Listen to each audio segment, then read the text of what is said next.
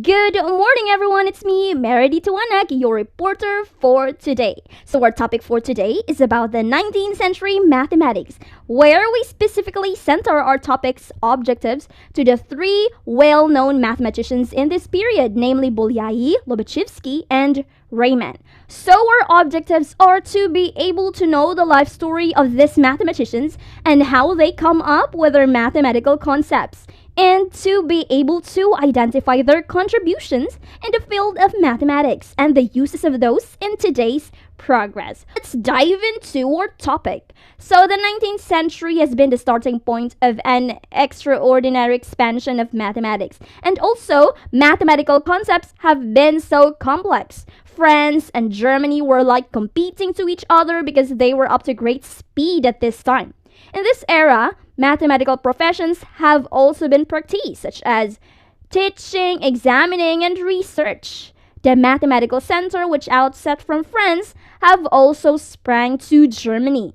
The Latins have been publishing hundreds of mathematical works of various mathematicians that caused the dramatic increase of mathematical journals. Due to the increasing number of mathematicians in this time, they realized why not they specialize themselves. Instead of calling themselves mathematicians, they were now called into analysts, algebraists, geometrists, number theorists, statisticians, and applied mathematicians. Thus, in each specialization, there was a revolution and evolution in its depth and coverage. From simple tallying, it became complex equations, and each discipline experienced a movement towards an excrescence or growth in its abstract style. Here comes the 19th century mathematicians Bolyai and Lobachevsky. So this is a fake portrait of Janos Bolyai. So because it was said that there was no original portrait from this man in his period. So he was born on 1802 and died on 1860. He was a Hungarian mathematician known for his non-Euclidean geometry. He was the son of Farkas Bolyai, in which a lifelong friend of Gauss and a fellow student at Göttingen University. So one time, this Farkas Bolyai asked Gauss, which is a teacher at Göttingen University, if he could accept his son to be his student. However, he did not accept poor Janusz to be his student. So he forced to join the army to support his family and studied at Royal Engineering College in Vienna and served in the Army Engineering Corps instead. So Bolyai became obsessed with Euclid's fifth postulate. States that if a straight line falling on two straight lines makes the interior angle on the same side of it, which taken together is less than two right angles, then the two straight lines, if produced indefinitely, met on that side on which the sum of the angles is less than two right angles. So let's go deeper with the information. So let's have here two straight lines. So let's say it is a straight line, but their distance are not parallel or equal. At least they were two straight lines. And here comes a transversal line or a line in the middle. And of course, if it has a line in the middle and two straight lines, it produces a four interior angles, right? So it produces four interior angles. So in left and right, there was two angles in both sides, right? So here comes, if we tested this angles from the right side, let's say, so we have two angles and this equates to less than 180 degrees. So it means if the lines are extended farther, they will meet or intersect. So have you seen, di ba nakikita nyo na hindi naman sila nag-intersect? But it says na if they angles equate to less than 180 degrees, kapag in-extend daw natin yung line dyan, may possibility na magi-intersect sila. So ito po yung statement. However, on the other side, on the left side, let's say this is greater than 180 degrees. So it says if extended, they move farther and farther towards each other. So kahit pa i-extend natin ang dalawang line na yan, kahit gaano pa kalayo yan, unti-unti yang lalayo at walang posibilidad na sila ay mag-i-intersect kapag ang kanilang angle is equal to greater than 180 degrees. Okay, ito po yung statement ng fifth postulate. So thus, this postulate is referred as the parallel postulate. So, how come na naging parallel postulate po ang fifth postulate na ito, hindi naman po parallel ang distance ng bawat straight lines? And the definition of a parallel is having the same distance continuously between them.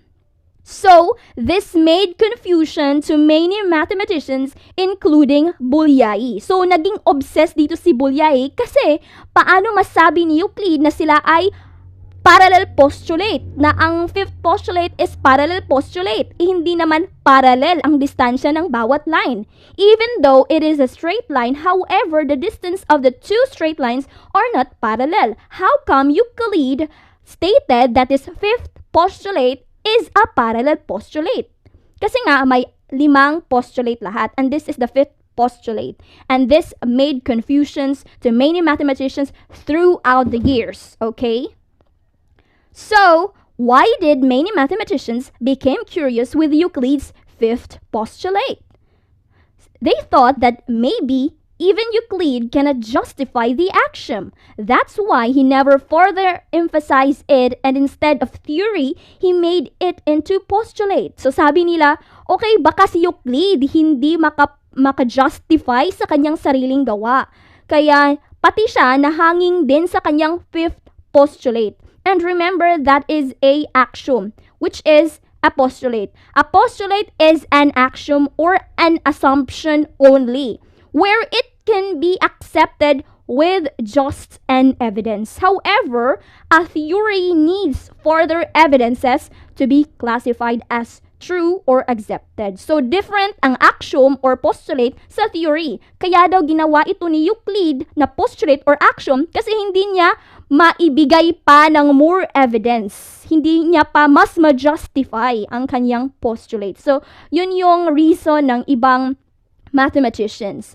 So, or maybe Euclid wanted to express something deeper. That's why he left the fifth postulate incomplete.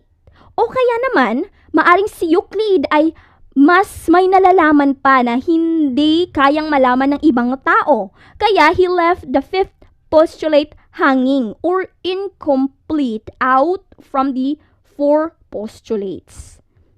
And or it's because he wanted to arouse the curious minds of future mathematicians to be able to innovate more assumptions out of his postulate. And remember, 'di ba? Kapag ang isang tao or mga mathematicians ay naging curious, mas marami pa silang magagawa kasi mas marami pa silang madi-discover out of from the curiosity. Kaya daw ginawa ito ni Euclid na hanging ang fifth postulate kasi gusto niya na ang ibang mathematicians ang maka-discover o kaya maka-innovate pa out of his hanging postulate. So these are the reasons or assumptions ng ibang mga tao from Euclid's fifth postulate. O diba, sa simpleng postulate, ganon ang nangyayari, diba? Mathematicians for thousands of years tried to prove themselves the fifth postulate using the first 4 postulates. However, they cannot still define the mystery out of it. So kahit pagamitin nila ang kapatid nilang 4 na postulates, hindi daw ma-justify nito ang fifth postulate.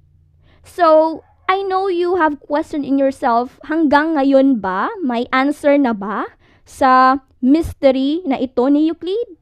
Well, based on my research, wala pong nakasagot. However, they changed the definition. Kasi daw, baka daw nagkamali lang si Euclid sa definition ng mismong postulate. Who knows? Kasi sa kanyang book na The Elements, yun talaga yung nakasaad. Yun yung statement. However, may ibang mathematicians na nag-innovate ng mismong definition ng fifth postulate stated from the book na maaring nagkamali si Euclid ng definition. At kaya, para ma-solve ang mystery, it's better to make the definition simple and more understandable.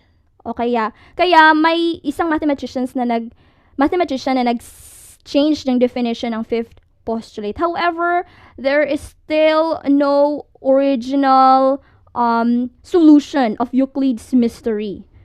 So, Bolyai introduced his non-Euclidean geometry. So, out of his curiosity from Euclid's fifth postulate, he made his own theory, which is the non-Euclidean geometry, where he did not oppose to Euclid, but rather supports Euclid's idea that a less than 180-degree triangle is existing. And not all triangle will always equate to 180 degrees. So instead of opposing to Euclid's axiom, he just made his own axiom. So why not? Let's make out of Euclid's one and support the less than 180-degree triangle could be possible. So yun yung ginawa ni Bolyai.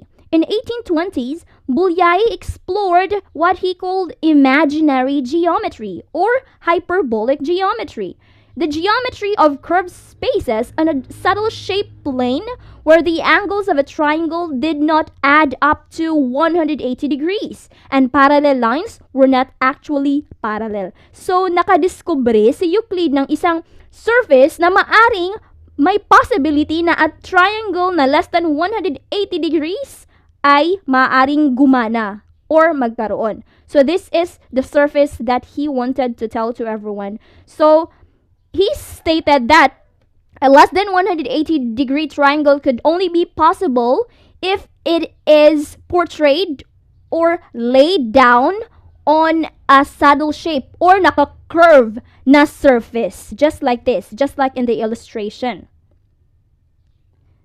In hyperbolic surface, our triangle add up to less than 180 degrees, and that there is still more concept of a square that we thought of today. Hindi lang po triangle ang pinag-uusapan natin dito. However, may ibang shapes din po na maaring common na natin siyang nalalaman na ganun yung size niya, but if we perform it in an hyperbolic surface, its measurement or its angle is different from what we thought. For example, of course, we knew that this is a square in a plane surface. We all knew that square has 4 right angles, right? Which equates to 360 degrees. However, in the hyperbolic surface, everything is out of nowhere. So, hindi po siya yung common na nalalaman natin. However, there is still the concept na equal ang bawat angles ng square. Pero, nag-compress lang po ang measurement ng angle. Diba? From 90 degrees, nagiging 72 degrees na siya in the hyperbolic surface. Okay? And there is still one. In spherical surface, imbis na lumiit, naging malaki siya. Nag-expand siya. However, it only happens in spherical surface, which we will tackle a few moments forward. So, imbis na naging 90 degrees, naging 120 degrees siya. So, this is possible in their theory.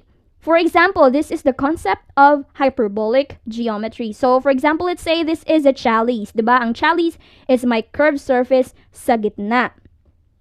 And even if we draw a straight line in the curved surface, of course, the straight line na ginawa natin is nagiging curved din. Kasi walang line na nilay sa isang surface na hindi susunod sa surface na pinaglagyan niya. Okay. Example, we will write a line in a chalice. O diba, kapag straight line, kahit straight line ang ginawa mo, hindi yan magiging straight as we knew. However, it will join the surface. O diba? Just like this line in the figure. Kahit straight line yan, dahil yung surface niya is curved, yung straight line, nagiging curved din po. And there is a possibility na mag-intersect po ang dalawang line na iyan dahil sa surface na pinaglagyan po nito. Okay, so we have 3 angles here, and this equates to less than 180 degrees due to the angle that it is laid on. due to the surface that it has been laid upon. So, this states that there is a possibility that a straight line may intersect according to Euclid, diba? However, it only happens in curved spaces according to Bolyai. In curved space, the shortest distance between 2 points A and B is actually a curve or geodesic and not a straight line. So, nangyayari lamang po ang shortest distance sa bahaging nakakurba po. Kaya sila nag-intersect kasi sa curved surface. Okay? The angles of a triangle sum less than 180 degrees and two parallel lines diverge from each other. And this is actually a fact in hyperbolic surface. So, the actual idea of an hyperbolic surface seemed to conflict with all the feeling of the real world. Diba? Lumalayo na siya sa totoong konsepto ng buhay. Or sa totoong konsepto ng yung common na talagang nalalaman natin. Kasi, ibang dimension niya siya ng geometry in which we cannot simply see it in this natural phenomenon. Kasi, ibang dimension na siya. Higher dimension na. It absolutely addressed an extreme take-off from Euclidean geometry to Einstein's theory of relativity among different applications. Imbis na mag-stick siya sa Euclidean, lumalayo na siya sa konsepto ng Euclidean at naging connected na sa Einstein's theory of relativity. Ang theory of relativity po is ang theory kung saan more connected on gravity, on outer space, and in relation to time. So, nagiging daan na siya para mas connected pa or mas mag-contribute pa sa Einstein's theory of relativity. So this is the Euclidean concept, and here comes it became non-Euclidean. So in 1821 to 1823, Bolyai did not immediately publish a complete system of his non-Euclidean geometry. So, hindi pa niya talagang pinablish ang kaniyang theory. In 1832, he published his work and a short description in the appendix of the textbook by his father. So, nandito pa rin ang suporta ng kaniyang tatay. However, appendix pa lang po ang kaniyang nagawa. Gauss recognized the genius Bolyai but refused to encourage him. Instead, he tried to claim the ideas as his own. So, dito lumalabas ang totoong kulay ni Gauss. Kasi, dahil sa kanyang siguro nagselos siya sa kakayahan ni Bolyai bilang bata na nakadiskubre ng kakaibang theory. So, inangkin niya na kanya yung theory imbis na kay Bolyai. So, lumalabas na ang totoong kulay ni Gauss dito. But we don't know because this is based on the book, okay? Until a Russian Lobachevsky had published something quite similar 2 years after his papers. Diba? Sinong hindi masasaktan dito?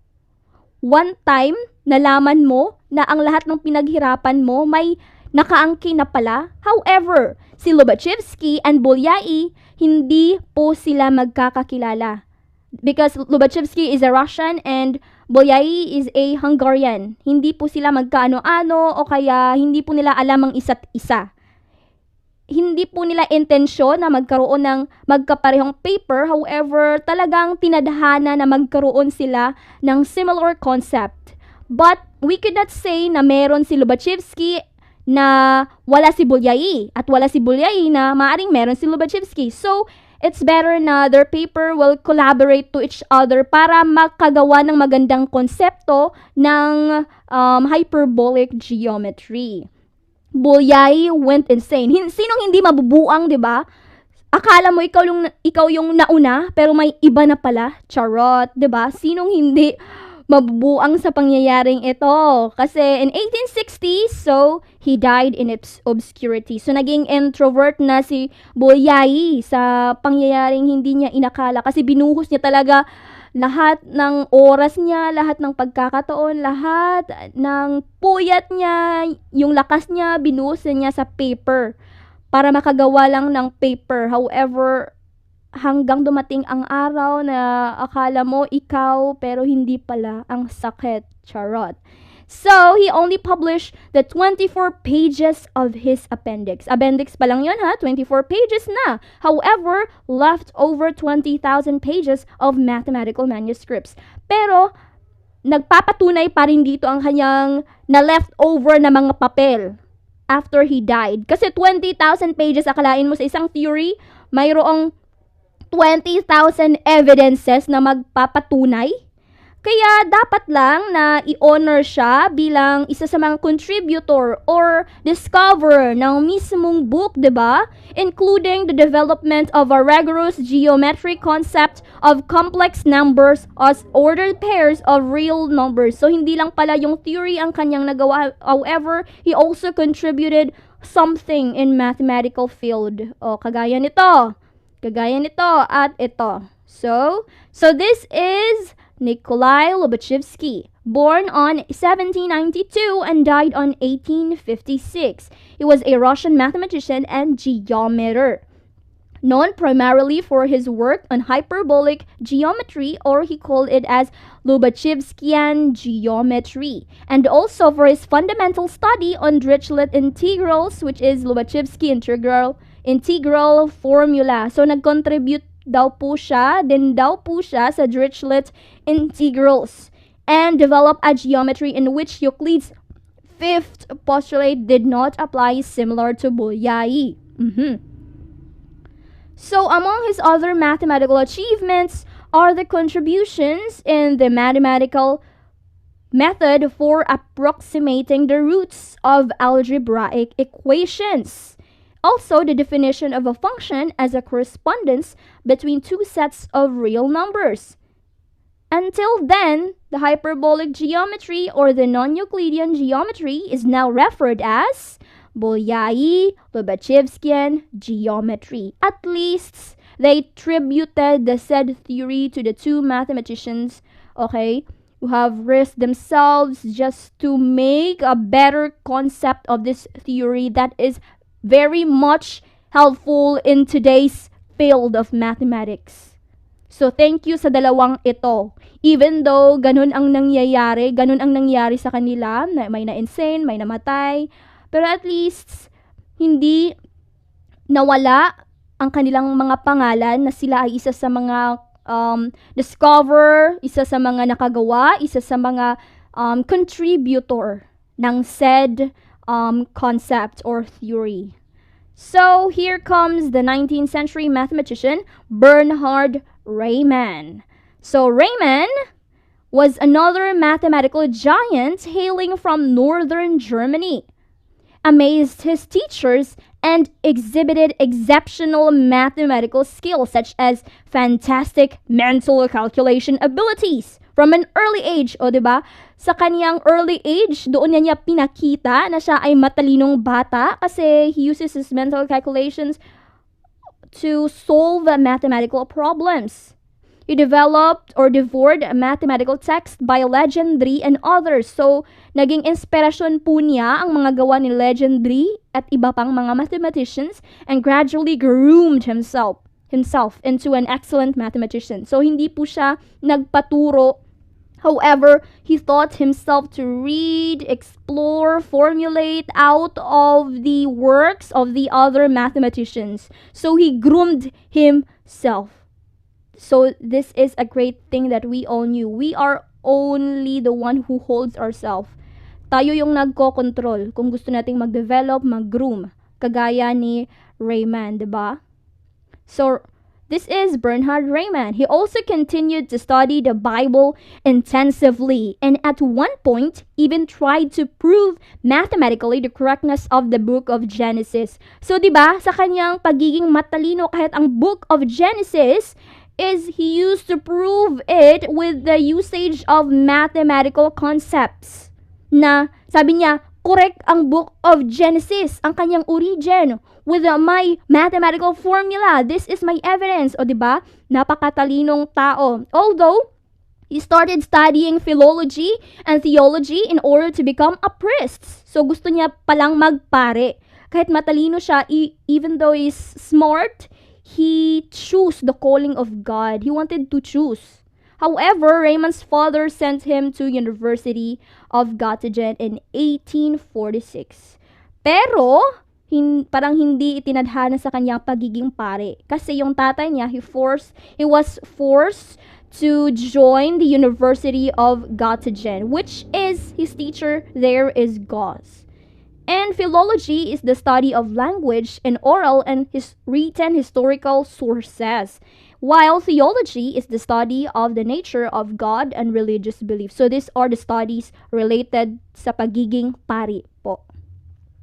So, this is the University of Göttingen. Officially, the George University of Göttingen is a public research university in the city of Göttingen University, or Germany, where he first attended the lectures of Carl Friedrich Gauss. So, naging teacher po niya dito, si Mr.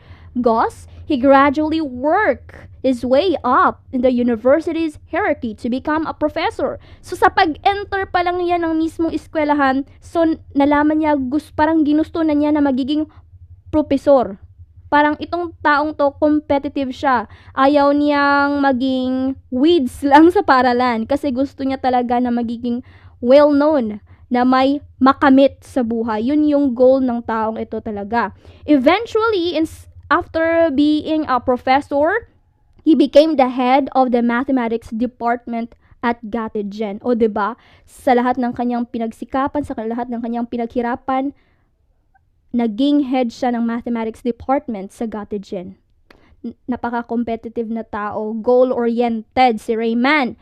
And Riemann developed a type of non-Euclidean geometry, different to the hyperbolic geometry of Bolyai and Lobachevsky. Nasabi ko na po sa inyo ito kanina. So, known as elliptic geometry. So, may ibang katawagan po ang elliptic geometry, maaring spherical at maaring Ramanian geometry.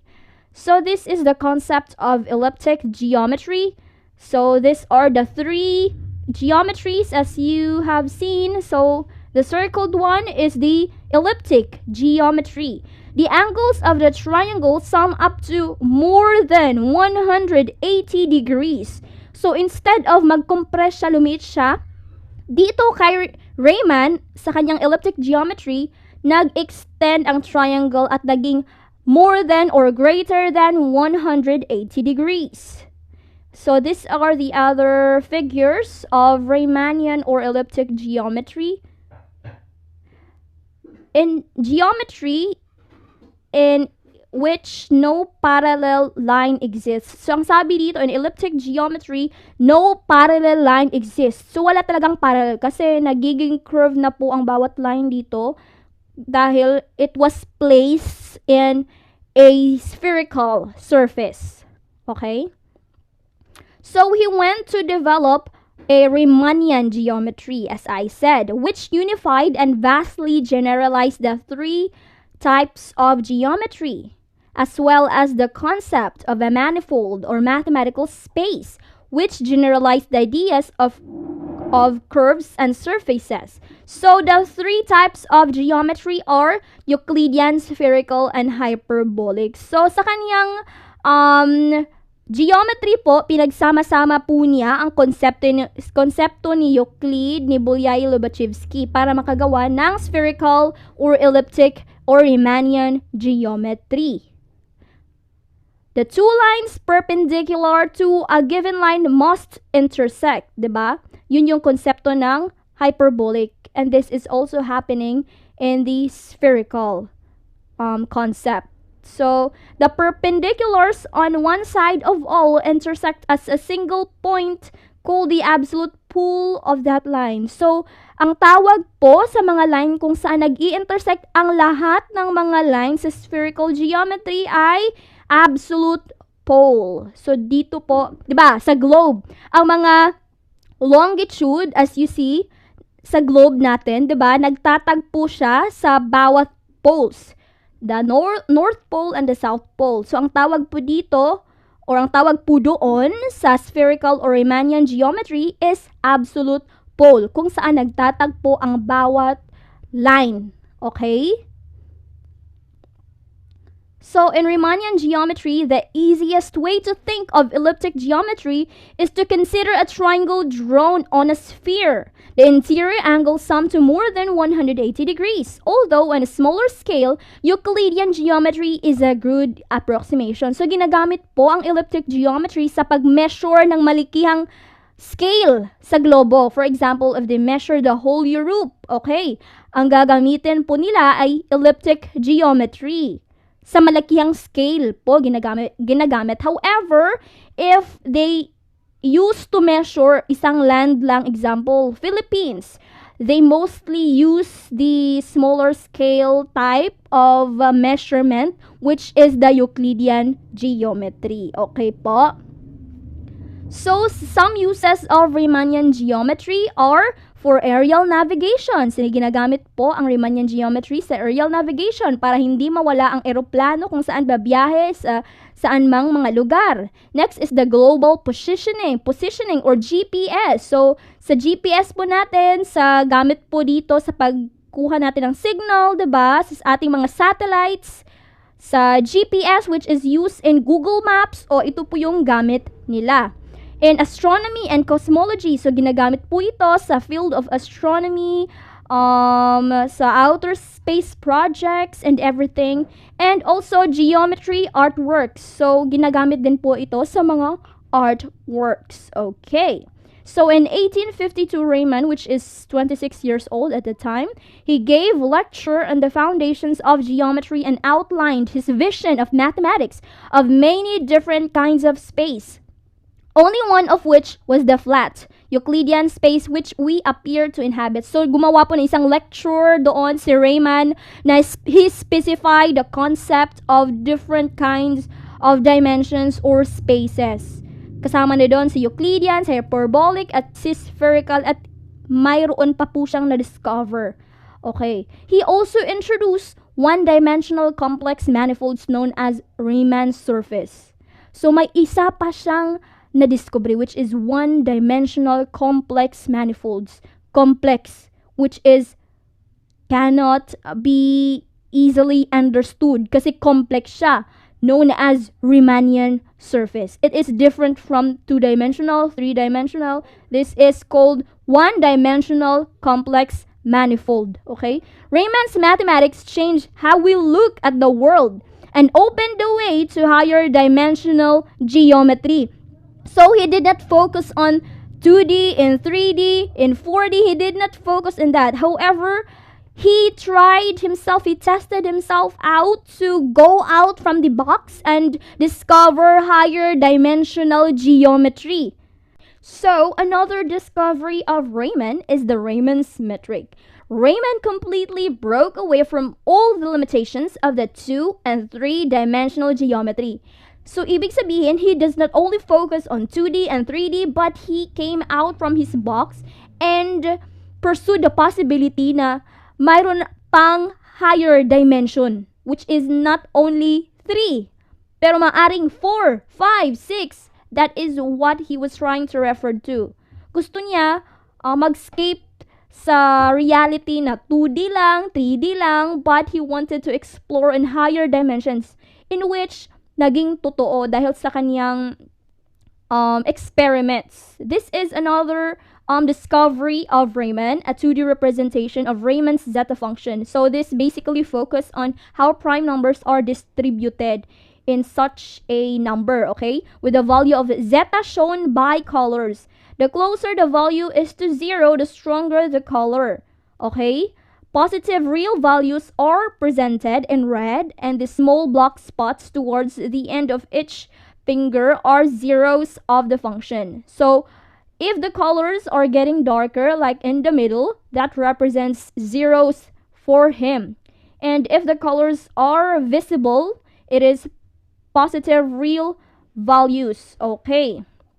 The space of Riemannian metrics is a mathematical object that encodes the many possible ways in which we can geometrically deform the shape of a manifold. Ibig sabihin, he create an expression or an equation na nagbibigay ng possibilities on how many ways we can deform such manifold. Example, such shape. we can deform it into another shape again. So, he wanted to express that kind of thinking na hindi lang dapat tayo nagfo-focus sa 2D, sa 3D, but there are also higher dimensions that need to be discovered. And Riemann paved that way for us to discover that theory or possibility. His conception of multi-dimensional space, known as Riemannian space or Riemannian manifold or simply hyperspace, enabled the later development of general relativity, and it is at the heart of much of today's mathematics in geometry, number theory, and other branches of mathematics. So dahil sa kanyang Raymond's Metric, in which he produces multi-dimensional space, multi-dimensional manifolds, so it paved the way for us to easily identify and understand the general relativity in which Einstein had later studied, okay? So it is basically tackling about outer space, okay? So this is Raymans Metric spaces. So it is expressed as this equation, which is not familiar to us because it is in higher mathematics, I guess. So this is in how many ways we can deform such manifold. O, diba? Parang hindi talaga familiar sa atin ang mga bagay na ito. But yeah, we're talking on history, so let's talk about this.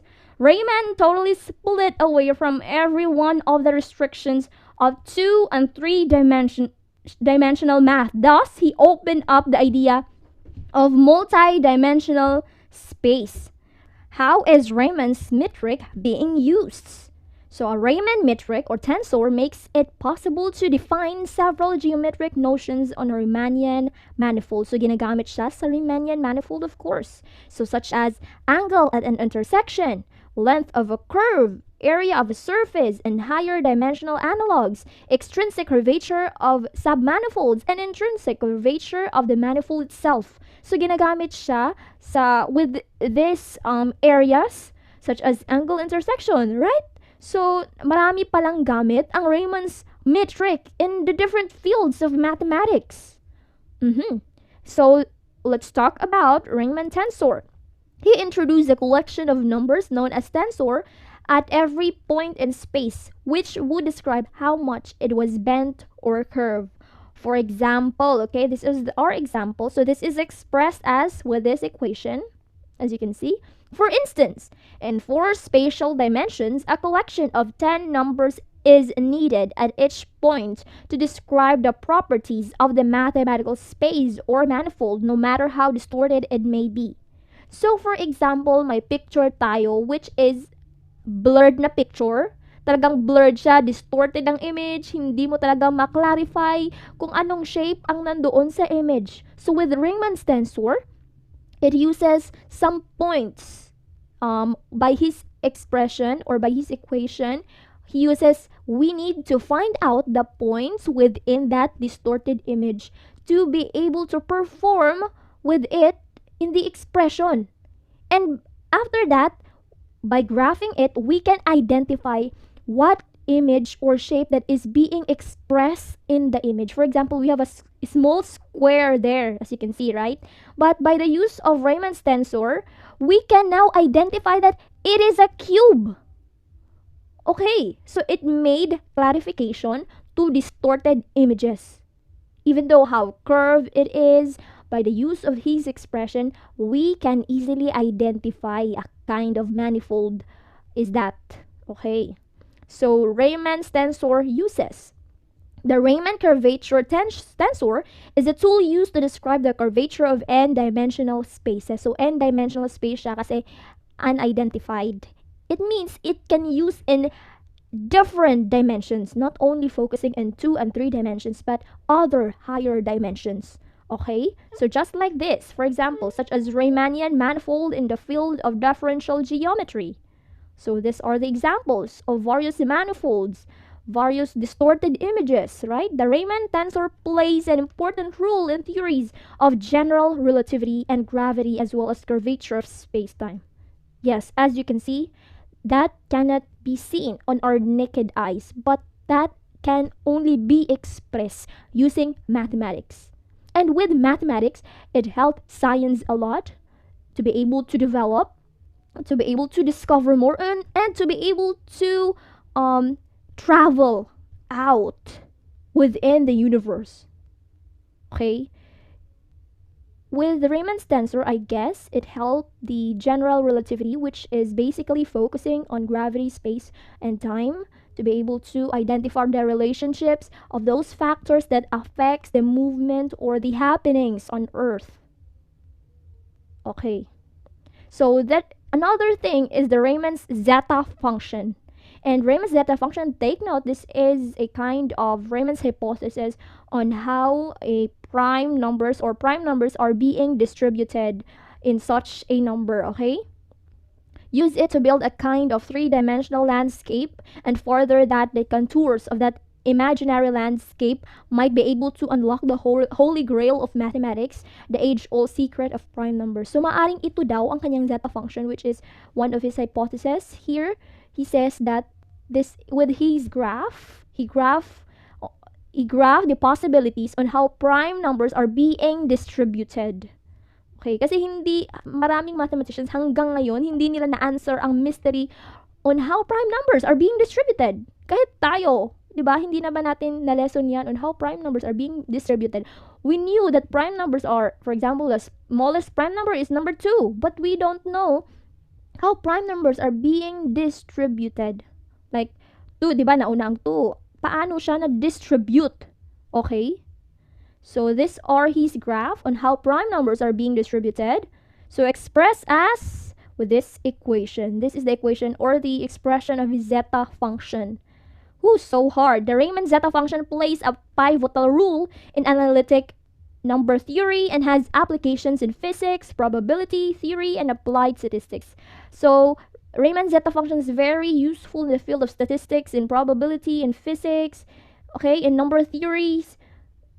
Even though there are some questions that cannot be stated with his hypothesis, but I guess this made a useful rule in the development of science and mathematics in these days. Okay, so Rayman zeta function, so this is the bigger figure. Rayman noticed that at key places, the surface of this three-dimensional graph dipped down to height 0. So sabi niya kung saan daw nag-stop ang mga contours or ang mga colors, that is the value of 0, and was able to show that at least the first 10 zeros inexplicably appeared to line up in a straight line through the three-dimensional landscape of the zeta function, known as critical line. So critical line po ang tawag dyan kung saan nag-stop ang mga colors, where the real part of the value is equal to 1/2.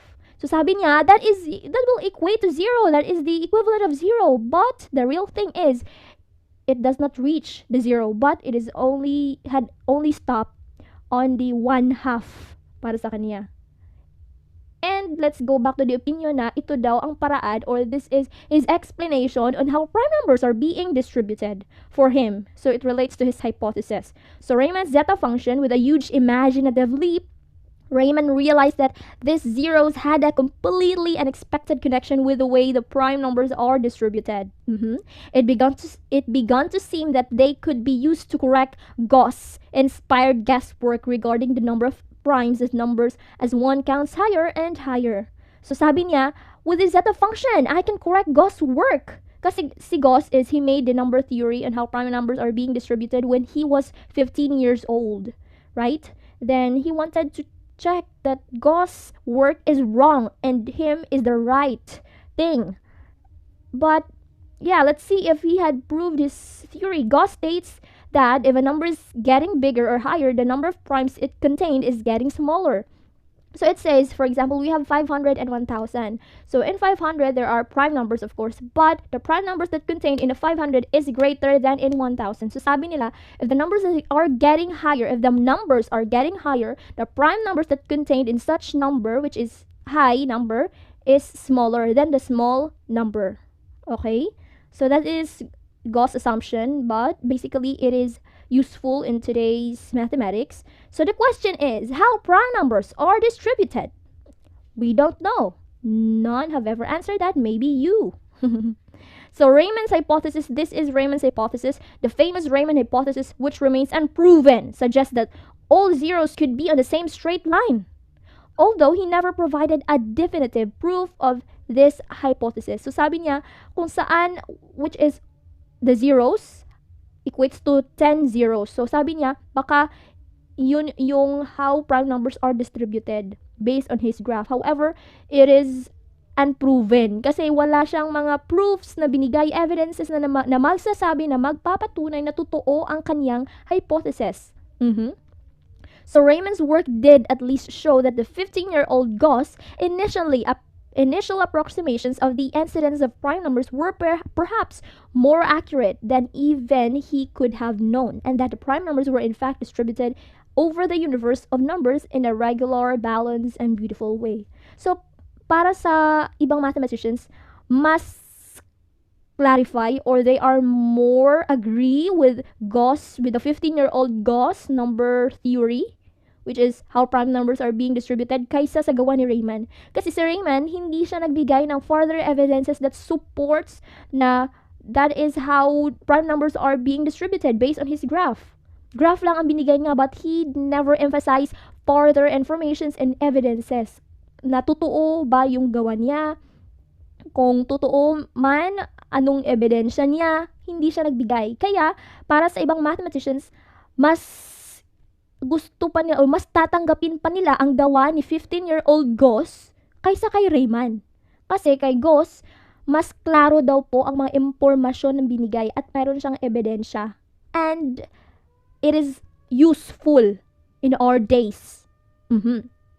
But let's just not think about that. Prime numbers, as we knew, is distributed over the universe of numbers in a regular, balanced, and beautiful way. So Raymond's hypothesis, so this is a visual perspective of a prime number distribution. As you can see, diba, prime numbers has patterns. That is, the picture that you have seen that is how prime numbers are being distributed. So ibig sabihin, diba may pattern siya? So para sa kanila, dahil may pattern, it means may equation. Kasi bawat pattern, may equivalent na equation or expression yan. Para sa kanila, mathematics is the key or has the answers to all the questions and problems in the universe. Okay, so this is why they were confused about how prime numbers are being distributed. Kasi mayroon siyang pattern eh. Kaya they are very eager to find out the mystery out of it. Kasi maaring makatulong ito on how we can develop our lives. We can find out how how universe is being distributed.